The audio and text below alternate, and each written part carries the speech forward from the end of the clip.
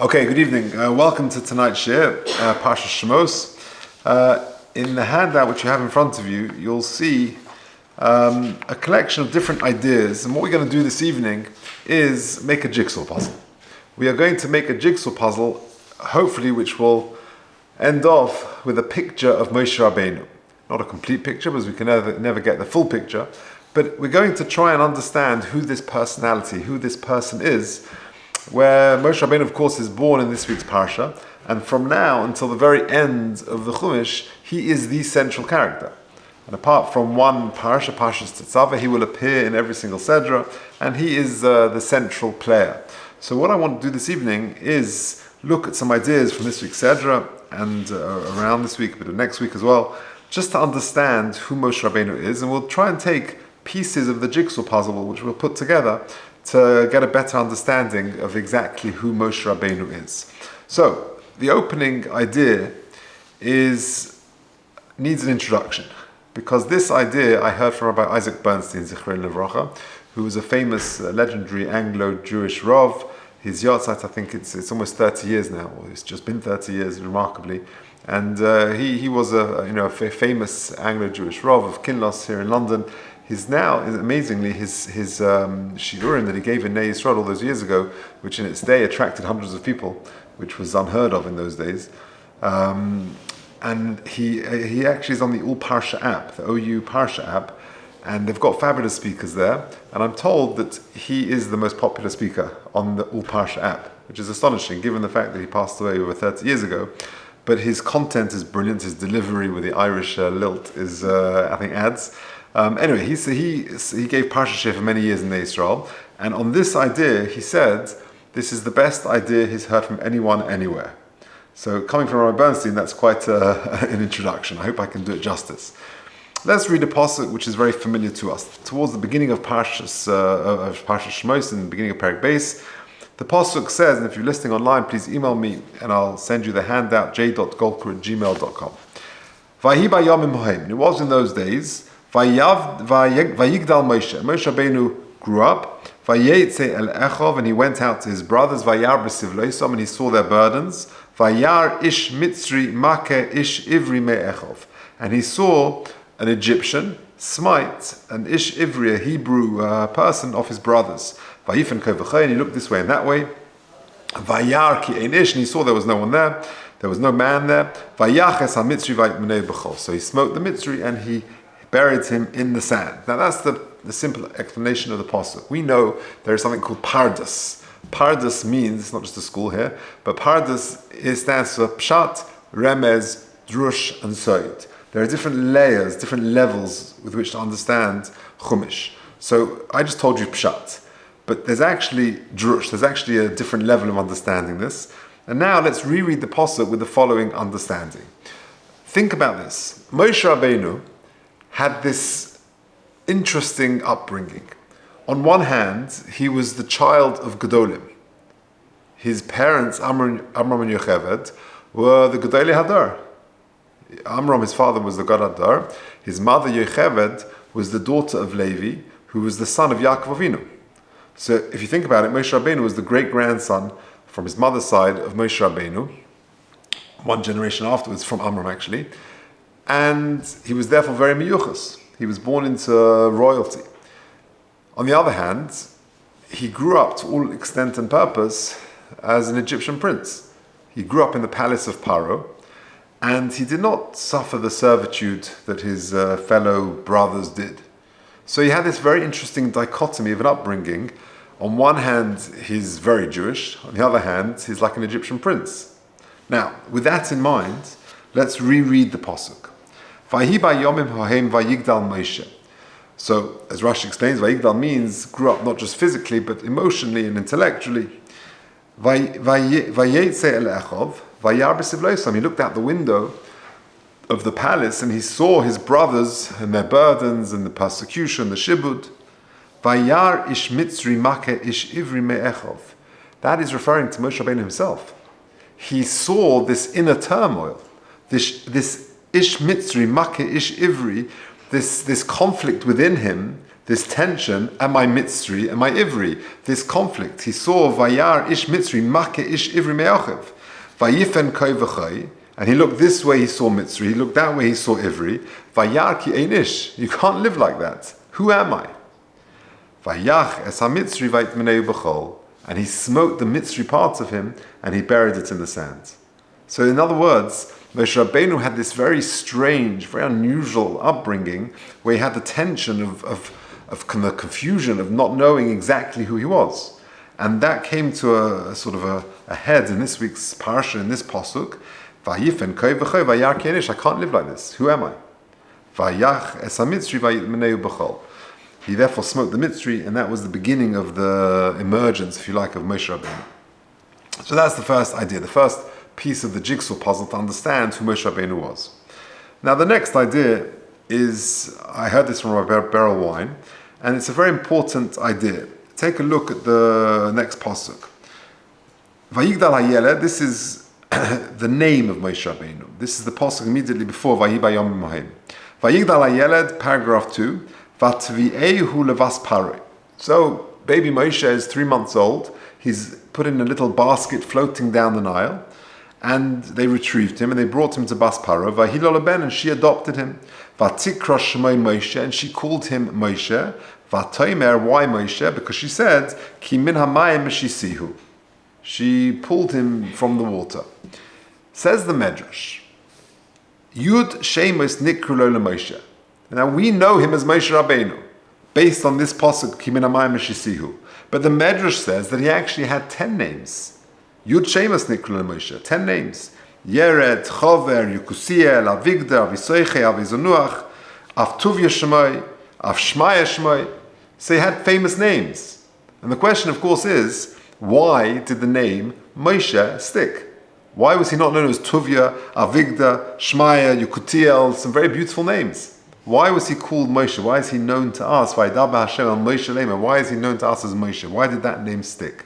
Says the Sefarno, Hatam shekarosiv Moshe. The reason why he is called Moshe, lahiris, to teach us, sheyimalit esachirim hu. He is there to save others. Ki omno meshisiu min hamayim achashayimutul b'soicha. He was thrust into the water, and as they say, there for the grace of God go I. He was a goner, floating down the river as a 3-month-old baby. He was a survivor. And why did he survive? In order to save others. Now, if you think about it, a survivor sees life totally differently. Someone, Rahman al-Islam, is spared, he survives a plane crash, a car accident, a fatal illness, whatever it may be. He looks at life differently. He has a survivor instinct, an attitude, just a different outlook on life. Beryl Wine says something, a very interesting anecdote. I'm not sure if you've been, but in Yad Vashem there's a children's memorial, and you go into Yad Vashem in this bright Jerusalem sunshine, and you go to this memorial, which sadly memorializes the 1.5 million children that died in the Holocaust. And you go in there, and it's a very dark room. And what you see in your lights, it takes a moment for your eyes to adjust to the darkness. And you go in, and you see in the darkness a solitary candle in the middle of this sort of circular walkway. And you see this one candle in the middle, but the genius of the architect has devised it in such a way that solitary candle reflects, I think it's 1.5 million times or hundreds of thousands of times, to reflect points of light in the neshamas, Ne Hashem Nishmas Odom, that reflecting points of these Nebuch, these children who were killed in the Shoah. And as you're going round, just acclimatizing to the darkness, seeing the hundreds of thousands of points of light, there's a recording playing with names, name after name after name. Sora Goldberg, 3 years old, Minsk. Rivka Levy, 4 years old, Warsaw. Ephraim Ginsbury, 6 years old, Lvov. And it carries on, as Beryl Wine says, until you can't take it anymore.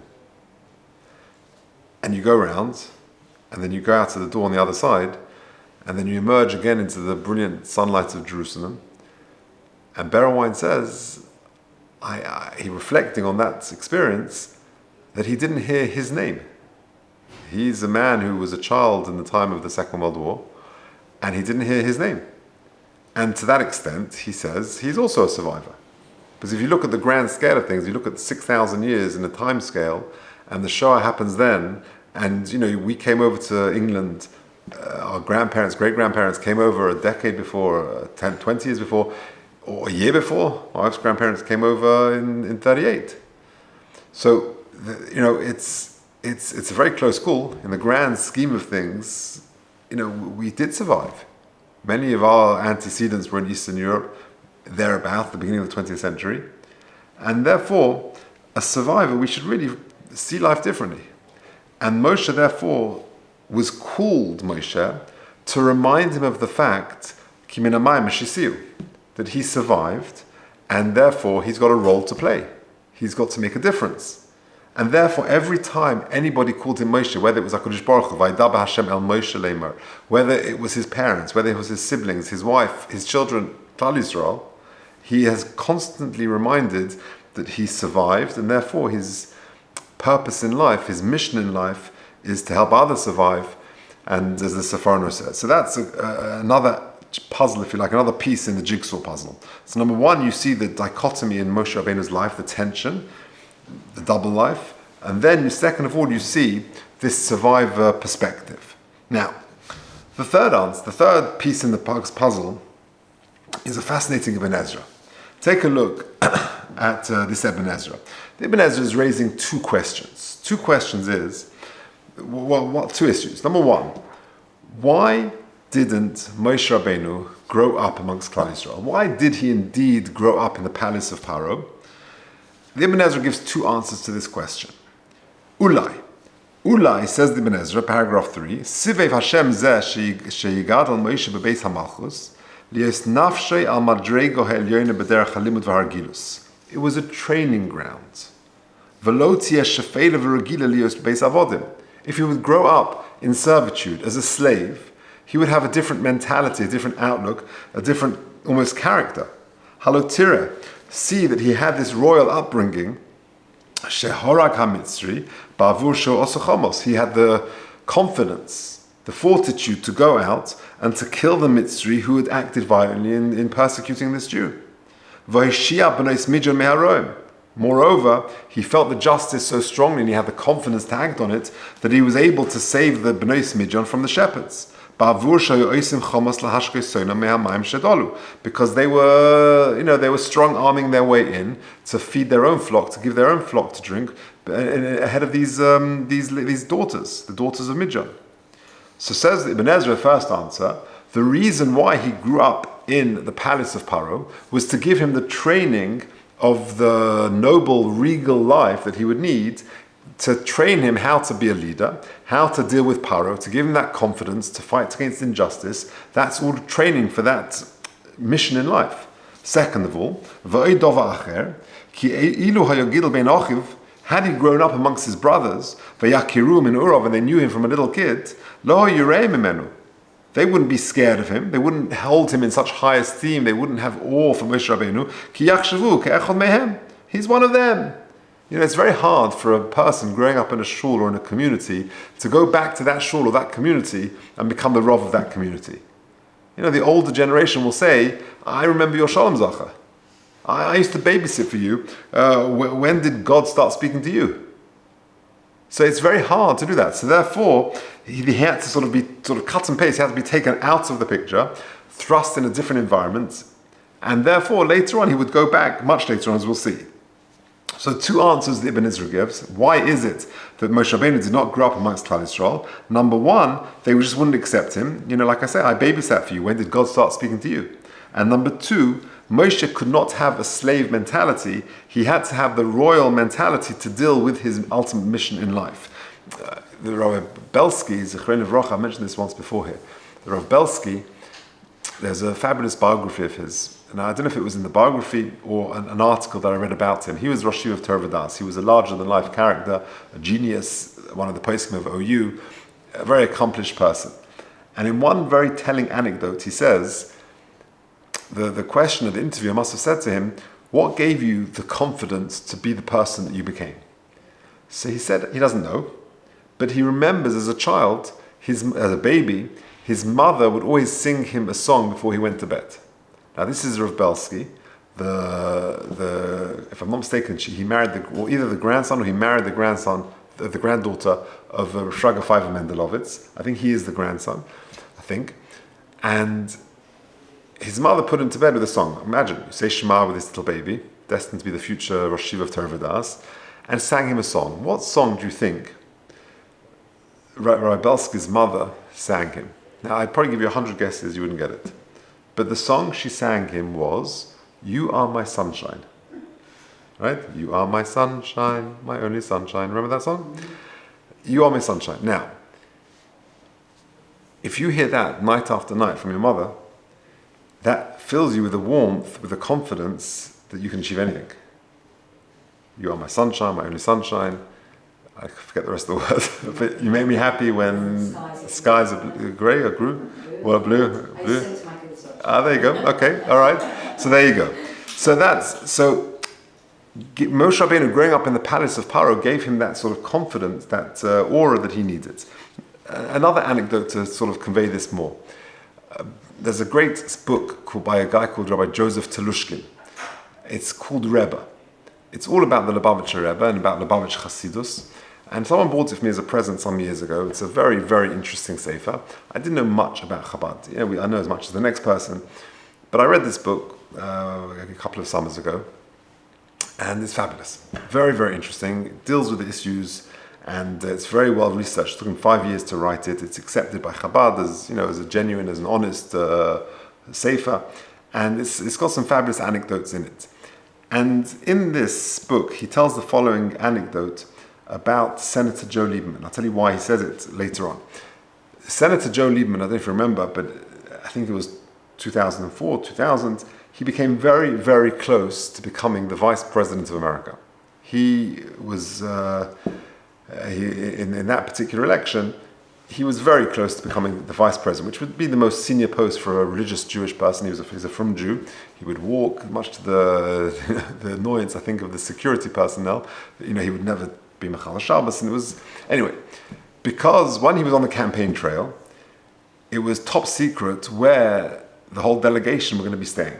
Imagine he goes to a large city, he goes to Chicago. There are many 5-star hotels, but it's top secret where this delegation are going to be staying. And only a select few knew, and they would just rock up in the particular hotel, and it was top secret. Almost every time when he went to a large city and they arrived at their hotel, there would be waiting for him in his room a meal from the local Chabad. How did they know? How did they know which hotel they decided to stay at, where he was, which room he was in? So said Rabbi Telushkin, if you, at 14 or 15 years old, stand on street corners and every passing person, every passing male, you say to them, excuse me sir, are you Jewish? Did you put on tefillin today? It gives you a certain thick skin that you can weather, most interactions in life. And therefore they found out. How? I don't know. So the upbringing of the royal palace is what Moshe Rabbeinu needed to fulfill his mission in life. That's piece of the puzzle number 3. Now let's look at the 4th piece, which is a fascinating piece. This is, it's not so well known. You see, there are many missing years in Moshe Rabbeinu's life. I'll explain what I mean.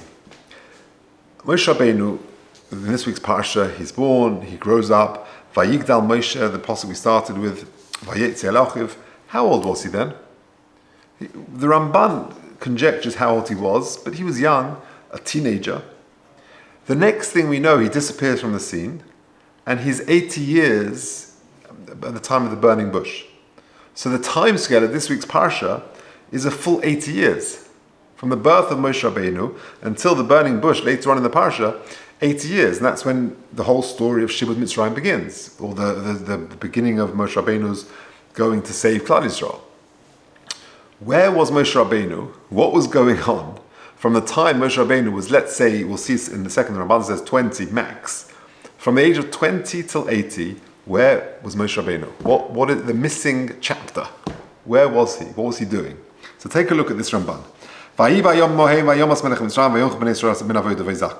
Ramban on Perek Beis Pasuk Chaf Gimel.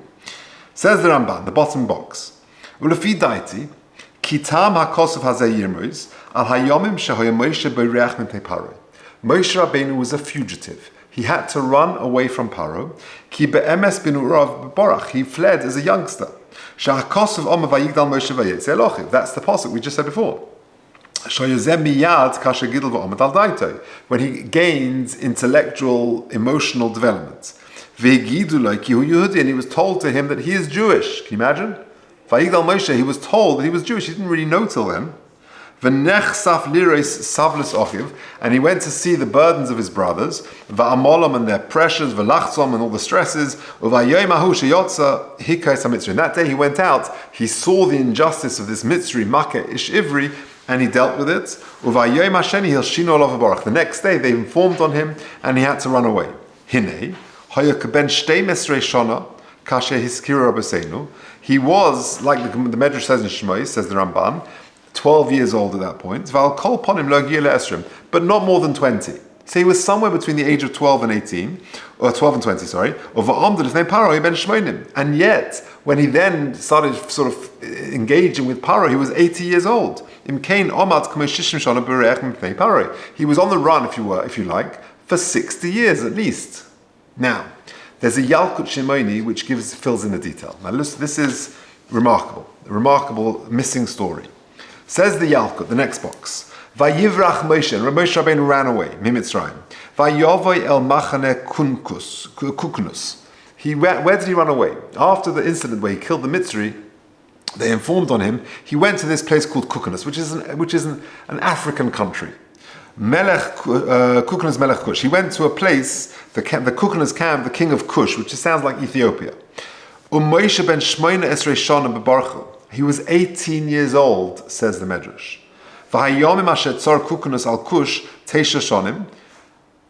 He was, and there was some sort of war between Kukunus and Kush for 9 years. And Moshe Rabbeinu was a young teenager who would go and he would be with this African tribe, this African country. And he was beloved. He was very popular. The king loved him. The ministers loved him. All the army, the soldiers loved him. He was very precious. He was very tall. He had a glowing complexion. And he was very strong. And he was an advisor to the king. Now, after 9 years, the king took ill, and he died, and they decided they're going to coronate Moshe Rabbeinu as king. And they blew the shofars, and they've appointed Moshe Rabbeinu as king. He was 27 years old when he became the king of Kush. So for 9 years, from age 18 until 27, he was an advisor to this African king. And then the king died, and from age 27 to 67, he was the king of Kush in Africa. He was very successful in all his battles. Baruch was with him. And he was 77 years, and he was captured. Okay, I didn't put all of it. It's a long yalkut. He was captured. He was put in prison, and then he got married. 77 years old. And he married someone who was, who went in the ways of the Jewish women. She was no less than the Emohos. And she had and they had children. So from the age of 77, he got married and he had his 2 children, Gershom and Eliezer. So there are the missing years. For 9 years an advisor, for 40 years a king. He was then captured in prison. A whole story. Now, what's all that about? What is this piece of the puzzle telling us? The answer is, it's part of the training. If you're an apprentice and advisor to the king, and then you are the king for 40 years, that is the greatest training you can ever have to be the leader of the Jewish people. You're in king school, whatever you want to call it. That is leadership. So there we have so far 4 pieces to the puzzle. Number 1, Moshe Rabbeinu's double life. This tension of who he was, and getting off the fence, Vayachis HaMitzri Vayatminei B'chol. Then you have Moshe the survivor. I'm saved for a purpose, I'm driven, I'm going to fulfill my mission in life. You've then got the background why he wasn't born, sort of grew up in amongst Klal Yisrael, for the 2 answers that Ibn Ezra gives, that he had to be sort of new and he had to earn the respect of the Jewish people. It's very hard to be accepted if you grew up amongst them. And number 2, he couldn't have the slave mentality. He needed to have the regal mentality. And number 4, Moshe the king of Cush. Perfect training for his mission as life as the leader of the Jewish people. Amazing. Now, in addition to that, there's time, I think, for 2 more pieces in the puzzle. Character traits.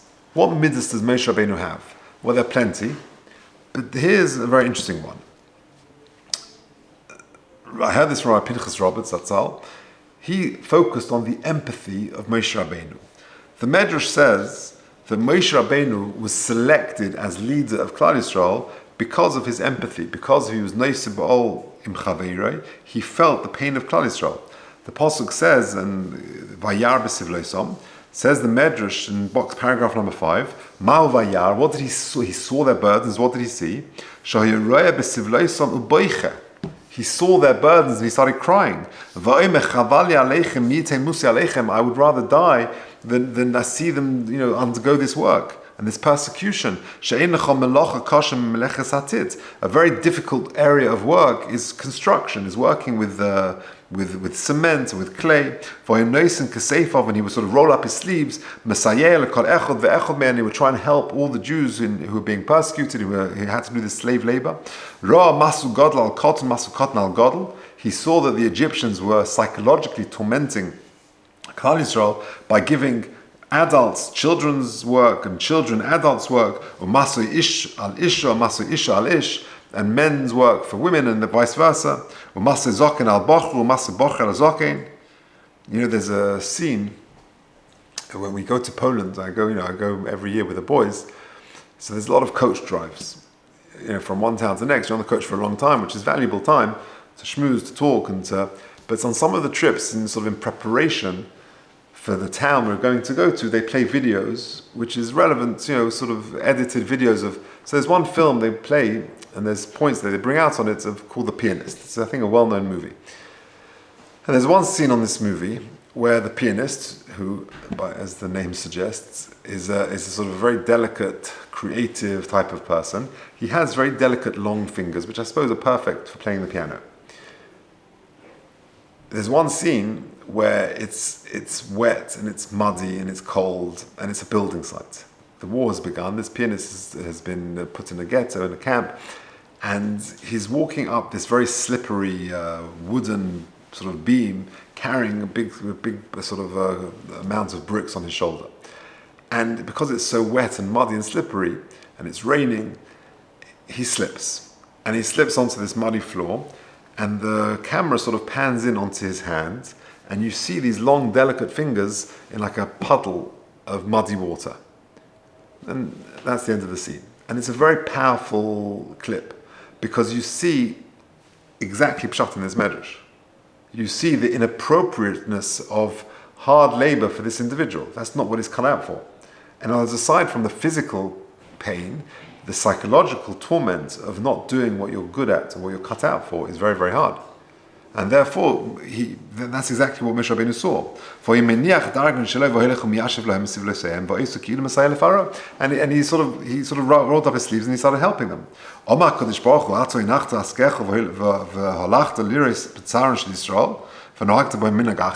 You're leaving the comfort of your palace and you're going to help your brothers. I'm going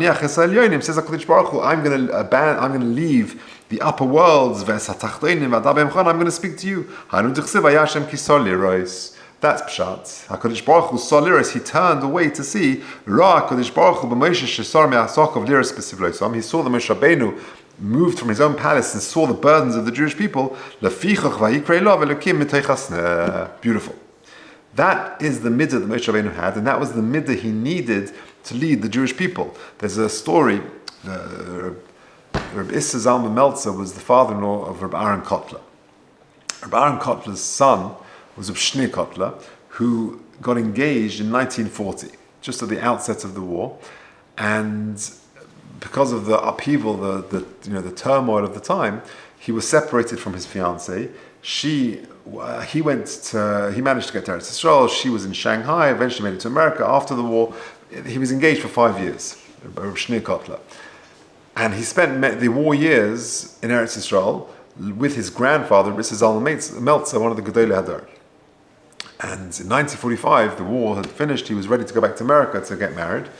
And he had spent the war years learning in Hebron, in with his grandfather and other places.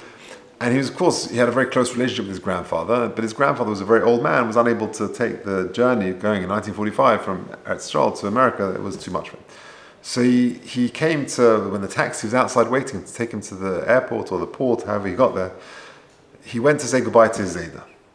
And his grandfather embraced him, gave him bracha, and he was going to walk him out to the taxi, but he actually walked him to the front of his house, to the apartment building, and then he said goodbye there and walked back inside. And afterwards the Talmidim said to him, why didn't you walk him to the car? I can't understand, you can't go to America. But to the car why didn't you walk him? So he said, how could I stand in public in the middle of a street and embrace my grandson in 1945? And my grandson has survived the war, he's going back to America to get married. I could stand there when so many of my neighbors and friends have lost children and grandchildren? That's noisib olim chaveri. That's empathy. That was one of the midas Moshe Rabbeinu had and needed to lead the Jewish people. That's number 5. And the final piece, and again, there are many, and we're only sort of painting a sort of a snapshot of Moshe Rabbeinu, but we're beginning to build a picture of who Moshe Rabbeinu was. All these composite parts create a bigger picture to understand better who he was. The last one is his humility. And this is fascinating. The Pasuk says, this is in next week's Parsha, the Pasuk says that when Moshe Rabbeinu went to try and persuade Klal Yisrael to go, the Pasuk says, V'lo shamu el Moshe mikoytze ruach ha'mi'avodah kasha. The Bnei Yisrael, they didn't listen to Moshe Rabbeinu because they were exasperated. They were suffering persecution. V'lo shamu el Moshe, they didn't listen to Moshe. Mikoytze ruach, they were short of breath, ha'mi'avodah kasha. That continues the Pasuk. V'yidaber Hashem el Moshe leima, bo yidaber el Paro melech Mitzrayim. Go tell Paro v'yishalach es Bnei Yisrael me'aretz, etc. So Moshe Rabbeinu said, what? V'yidaber Moshe lifnei Hashem leima, in one of the 10 Kal V'chums in the Torah. Hein Bnei Yisrael lo shamu elai. If the Bnei Yisrael didn't listen to me, and they've got a vested interest to go, ve'eich yishmo'eni Paroi. So how on earth is Paro going to listen? He wants Klal Yisrael to stay. V'ani aras v'sayim. In other words, Moshe Rabbeinu is saying, HaKadosh Baruch Hu, how, if Bnei Yisrael, who are being persecuted, they're not listening to me, then Kal V'chomer, how much more so, Paro is not going to be interested in listening to me. V'ani aras v'sayim, I'm a bad orator, I've got a speech impediment, I can't speak, there's no way Paro is going to listen to me. That's Moshe Rabbeinu's famous Kal V'chomer. Now, the trouble is that the Kal V'chomer, everyone comments on this, has got an obvious pircha, has got an obvious flaw. What's the flaw? The reason why Bnei Yisrael were not listening to Moshe Rabbeinu is the Pasuk says, Mikoytze ruach mi'avodah kasha, because they didn't have the headspace, they didn't have the breath, they didn't have the equanimity to sit down and to think and to understand what Moshe Rabbeinu was saying. They're being persecuted, they haven't got time to breathe. So, but Paro, on the other hand, who's sitting in the peace and serenity of his palace, maybe he would actually listen to him. So what does it mean? The Pasuk says, Me'avodah kasha, Mikoytze ruach mi'avodah kasha. That's why the Bnei Yisrael didn't listen. So there's an obvious flaw to the Kal V'chomer. Different answers are given. But one answer is the humility of Moshe Rabbeinu. How so? And the Pasuk, of course, says that. Onav mikol adam. Imagine the following scenario. You have a teacher who's applied to join the school and we're having a trial lesson. So, or even a teacher, a new teacher is in the school, he comes into the staff room, that was a disaster, that lesson. It happens. Now there's two ways that they could express that. One way is, that lesson was a disaster, these kids are impossible, they're unteachable, they're unruly. It would never happen in Hasmonean, but these kids are impossible, right? That's one way of dealing with it. The other way is, he'd come back into the staff room, he or she, and would say, that was a disaster lesson. I need to brush up my teaching. I need to think of different ways to engage the kids better. What eitzes do you have? What techniques are you using? What management techniques can you use in the classroom, etc., etc. What's the difference between the two? The difference is, the first is somewhat arrogant, the second is more humble. Because the first one, really, they're saying, I'm a great teacher, it's just that these kids are unteachable.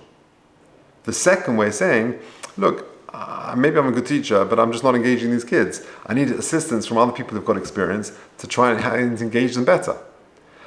Now let's understand the Kal V'chomer again. B'nai Yisrael not listening to me, so how is Paro going to listen? Says Moshe Rabbeinu, V'ani aras v'sayim. He was blaming himself. I'm not convincing, I'm not persuasive, I'm not a good orator, I've got speech impediment, Ani aras v'sayim. He put the blame on himself. But the truth is, you're not the problem, Moshe Rabbeinu. The real problem is, they haven't got the headspace to listen to him. That's the problem. But Moshe Rabbeinu, like a very humble person, assumed the problem was not them, but him. So you see, this is the sixth ingredient, as it were, to create this big composite picture that is the making of Moshe Rabbeinu. Let's just chazah the 6 ideas, and that will give us a better picture of who this central personality of the entire Torah really is. Number one, we said Moshe Rabbeinu's double life. He grew up as a Mitzri, he grew up as an Ivri. Vayar ish Mitzri makeh ish Ivri, there was this tension. Vayifen koi v'choi vayar ki inish. Vayaches ha-Mitzri v'yitmenei b'chol. An amazing thing. Number two, Moshe the survivor. Of all the beautiful names he had, he's constantly reminded Moshe, Moshe, Moshe, because you have been saved for a purpose, and therefore you're driven to fulfill your mission in life. Number three, Moshe Rabbeinu's background, he had to grow up in the palace of Paro, largely, says the Ibn Ezra, to give him that royal mentality that he needed to give him the confidence to deal with his life's mission. Number four, he was the king of Cush. Amazingly, he was the advisor for 9 years and then the king for 40 years. Perfect royal training for his mission, and he had the empathy and humility that he needed for a good leader. I think what is important that emerges from all of this is that HaKadosh Baruch Hu gives us the life circumstances, the tools, the abilities, the skill sets, the everything to fulfill our mission in life, whatever that happens to be. How the eye color we have, the intellect we have, the parents we have, the circumstances we have, the era in which we're born, everything, the tools, the abilities, the capabilities, we are perfectly created on a very tailor-made individual basis to help us paint our masterpiece and fulfill our mission in life. And you see it very clearly from Moshe Rabbeinu. And sometimes we don't ask for exactly this, this particular ability or this particular situation. But at the end of the day, they're all carefully chosen for us to help us fulfill our potential and to paint our masterpiece. You see it very clearly with Moshe Rabbeinu. And I think that's a very important message that emerges from this week's Parsha and from the whole analysis of the personality of Moshe Rabbeinu.